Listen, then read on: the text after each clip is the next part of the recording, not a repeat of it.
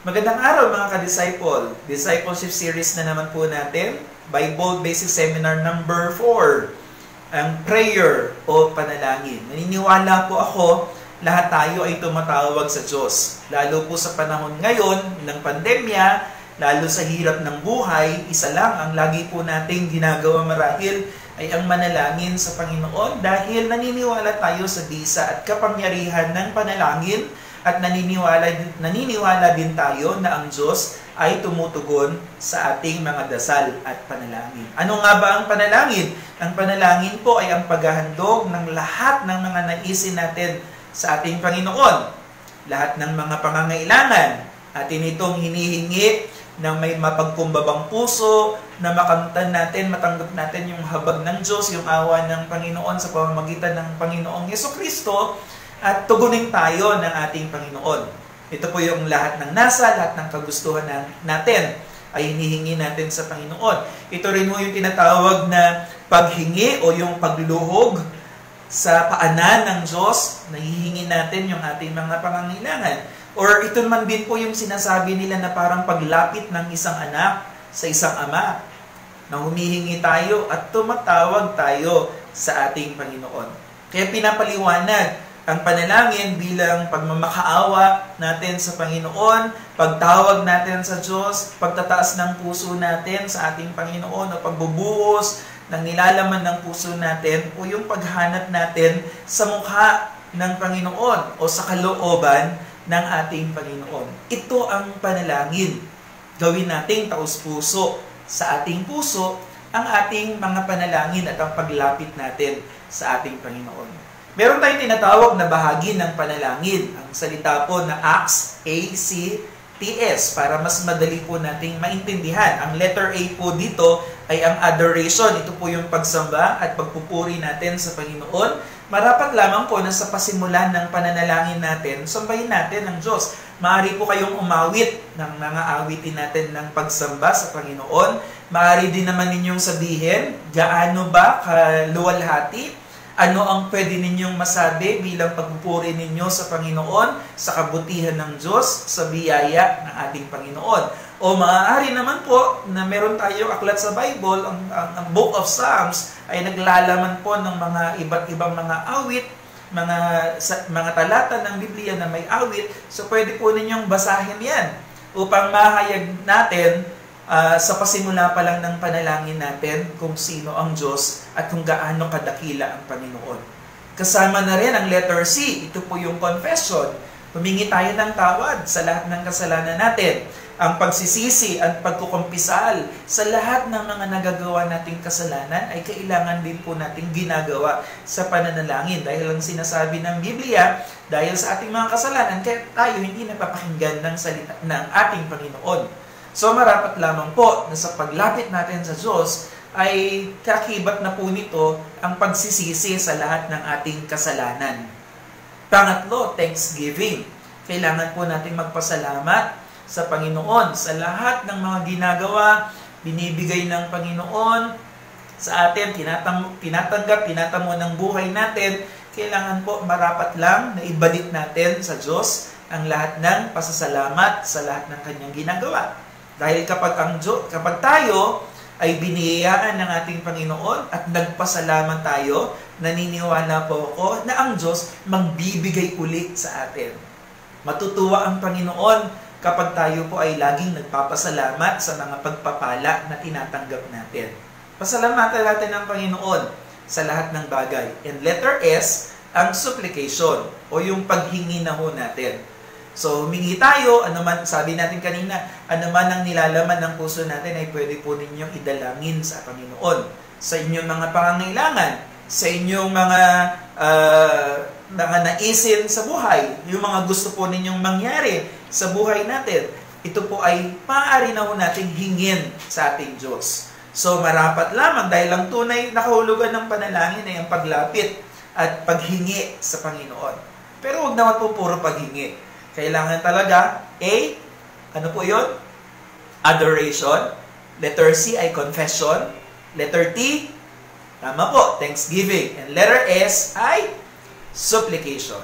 So, iyan po yung mga hakbang natin na ginagawa kapag tayo po ay nananalangin sa Panginoon. Madali lang pong matandaan yan. Kaya ho, kung tayo ay lalapit sa Diyos, ACTS.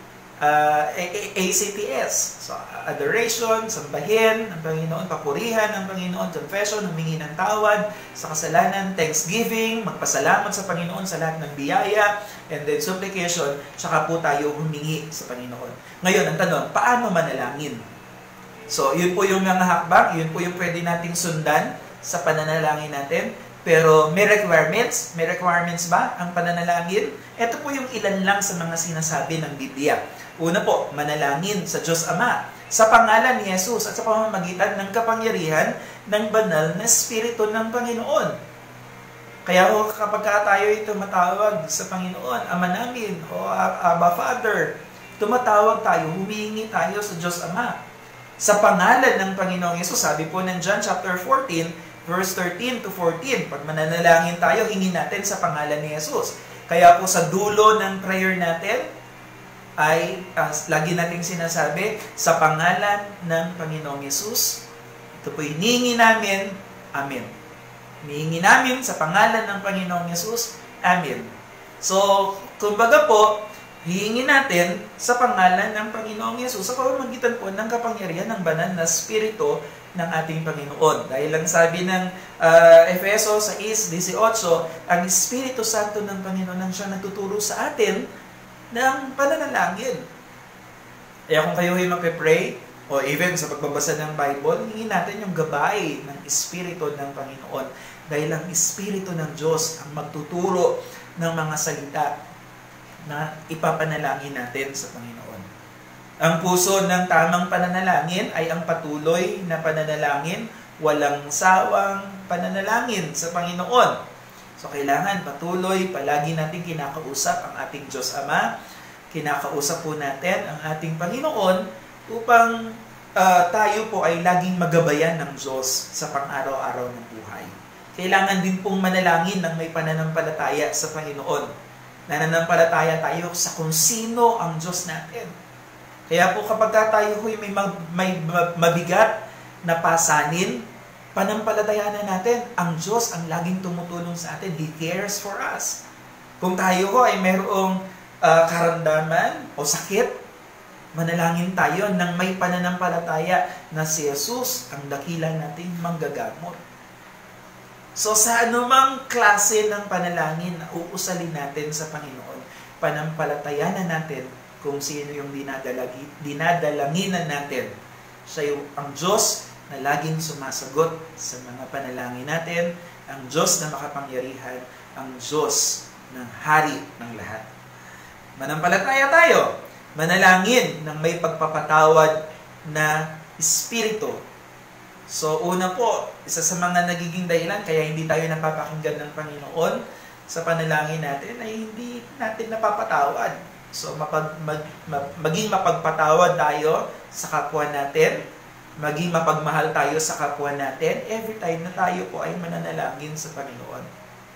Another, manalangin ng buong puso, tumawag sa Diyos. Puso natin ay ibinababa natin sa paanan ng ating Panginoon. Buong buhay, buong emosyon, na manalangin tayo sa Diyos.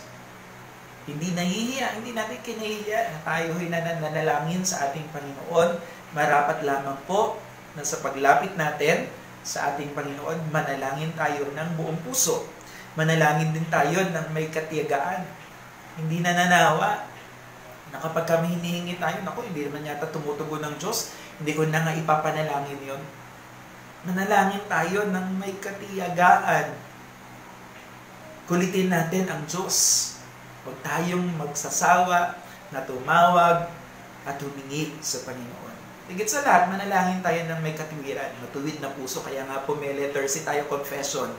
Gusto po natin, nahaharap tayo sa banal na trono ng ating Panginoon na mayroong malinis na puso. Dahil ang Diyos ay tumutugon sa ating mga panalangin sa pamamagitan po ng kalinisan ng puso natin. Hadlang. Ano ba yung mga dahilan? Bakit pa tayo minsan hindi tinutugon ng Diyos? Ano ba ang mga dahilan? Bakit tayo hindi napapakinggan? Feeling natin hindi tayo napapakinggan ng Panginoon sa panalangin natin. Una po, kawalan ng pananampalataya.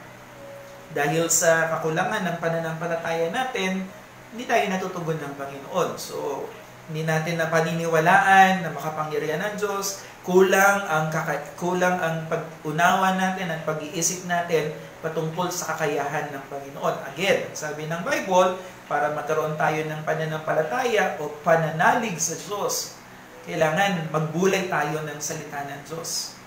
Pananampalatayanan natin ang Panginoon sa lahat ng bagay. Pangalawa po, dahil sa kasalanan natin. Isaiah 59, 1 and 2, nagiging bingi ang Panginoon. Hindi tayo marinig. Bakit? Dahil sa kasalanan natin. Kaya humingi tayo ng tawad sa Panginoon sa lahat ng ating kasalanan. Hingin natin ang kalinisan ng puso natin. Pangatlo ay ang di pagpapatawad. Hindi natin kayang patawarin ang ibang tao.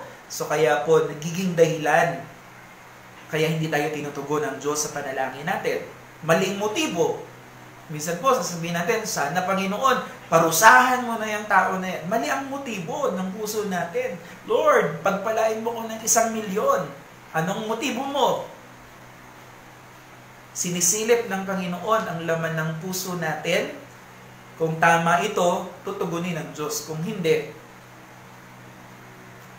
and syempre, walang kahabagan. Kailangan mapagpatawad na puso, mapagmahal na puso ang gawin natin kapag tayo po ay lalapit sa Panginoon. Dahil ang Diyos po kasi tatlo ang tugon ng Panginoon sa mga panalangin natin eh. Una po, kapag meron tayo nitong mga hadlang na ito, nahadlangan tayo ng kasalanan, nahadlangan tayo ng kawalan ng pananalig, di pagpapatawad, ang nagiging tugon ng Diyos sa atin, no. Anak, hindi ko ibibigay yan, mali motibo mo eh. Sabihin ng Diyos, anak, kulang ka sa pananampalataya, hindi ko ibibigay yan sa iyo. May mali sa puso mo, kaya hindi kita tutugunin. Pangalawa, yes. Pagtama ang panalangin natin, pagtama ang puso natin, pagtama po ang pagtawag natin sa Panginoon, yes, ang tugon ng Diyos, agad-agad. Pero may pangatlo na answer ang Panginoon sa mga prayers natin, ito po yung wait. Hindi pa ready ang buhay mo, hindi ka pa handa na tumanggap nitong blessing na to, so mag-intay ka muna.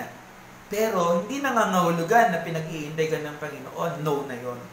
So maaaring itinutuwid ka ng Diyos, itinatama ang puso natin, itinatama yung panalangin natin, itinituwid yung pamumuhay natin, habang nag-iintay ang Panginoon ng tamang oras sa pagtugon sa panalangin natin.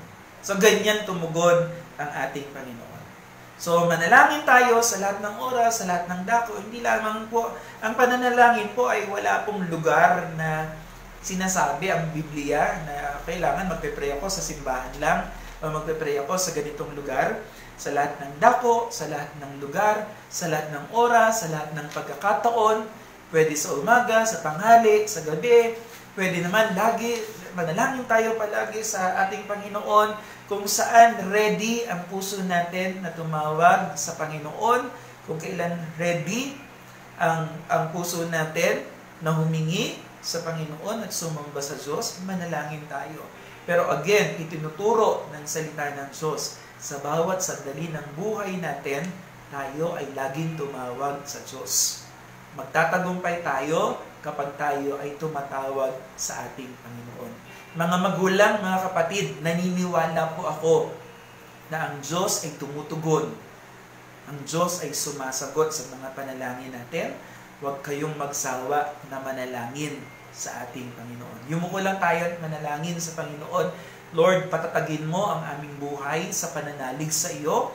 Dalangin ko po ang kapwa ko, disipulo mo, ay bigyan mo ng isang puso na marunong manalangin, hindi na matyagang mananalangin sa iyo sa lahat ng oras, sa lahat ng pagkakataon.